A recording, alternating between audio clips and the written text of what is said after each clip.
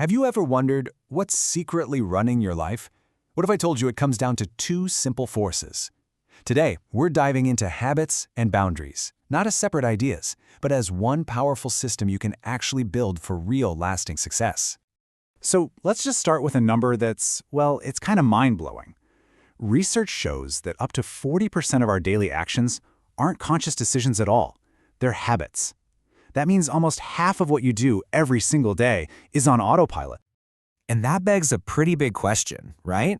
If so much of our life is just automated, who's actually in the driver's seat? Well, that's what we're going to figure out. We're going to get a handle on that automatic system so you can confidently take the wheel. To do that, we first need to look under the hood. We need to get into the engine room and really crack the code of how our habits are even formed in the first place.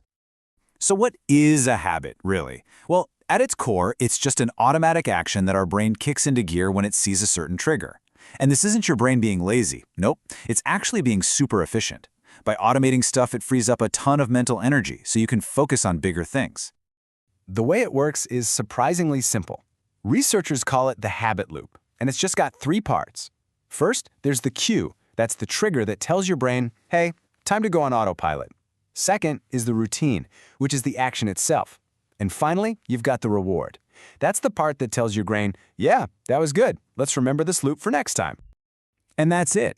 That's the whole process. Every single one of our habits, from grabbing your phone the second you wake up to maybe going for a run after work, they're all built on this very simple but very powerful loop.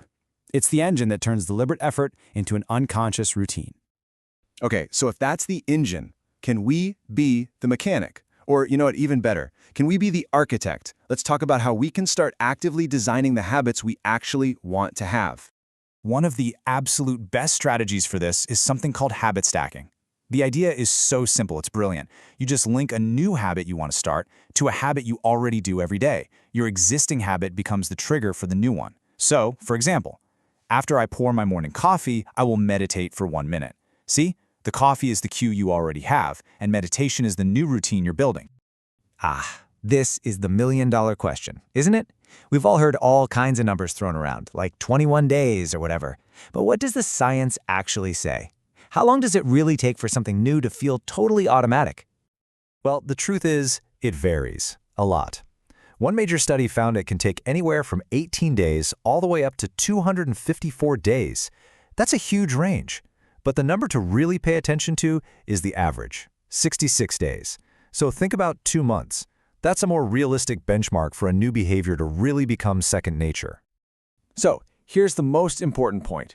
Forget the exact number of days. That doesn't really matter. The key isn't how fast you get there, it's that you just keep showing up. Consistency is what really forges that habit into your brain, not some burst of intensity for a week. Now, you can have the most powerful engine in the world, you can be the best architect out there, but none of it matters if your work keeps getting demolished. And that brings us to the next critical piece, the fortress. We need to talk about the power of boundaries. Seriously, think about it. You can build this amazing habit of doing deep, focused work every morning. But if your phone is buzzing off the hook and people are constantly interrupting you, that habit is going to crumble fast. Without the right environment to protect them, even our best systems will just collapse. I absolutely love this quote that just frames it perfectly. Boundaries are the architecture of balance. They're not walls that you build to keep people out. They are the essential structures that create balance and protect your energy so you can focus on what's actually important to you. This is a massive mindset shift for most of us. We think setting a boundary is negative or confrontational, but it's not. It's a strategic act. It's you saying, look, I only have so much time and energy, and I am making a conscious choice to point it at my top priorities. And you can see the difference so clearly here. A hard "I can't" just shuts down the conversation. But a strategic negotiation, it's totally collaborative. You're not refusing to help, you're just protecting your current focus while offering a clear plan for when you can help. That's how you build respect, not resentment. All right, so we have our engine, our habits. We have our fortress, our boundaries. Now it's time to put it all together. Let's look at the final blueprint for building your very own sustainable system for success. And this is really where it all clicks into place. Your habits are the engine that automates the important work and creates forward momentum. Your boundaries are the fortress that protects the time and energy you need for those habits to run. One just can't work without the other. It's a totally symbiotic relationship. So here's the system in its simplest form. You've got your habits. Their purpose? To automate the good stuff. Your key action? Intentionally building those cue, routine, reward loops. Then you've got boundaries. Their purpose? To protect your focus. Your key action? Clearly communicating your needs and capacity. And why should you even bother with all this? Well, the payoff is huge. When you get this system running, you get way more focus, you cut down on decision fatigue because so many of your choices are already made, you build a real defense against burnout, and, maybe most importantly, you finally start aligning what you do every day with what you actually value in the long run. Ultimately, this isn't just about a bunch of tactics. It's about adopting a totally different mindset. It's a shift toward what you could call sustainable success.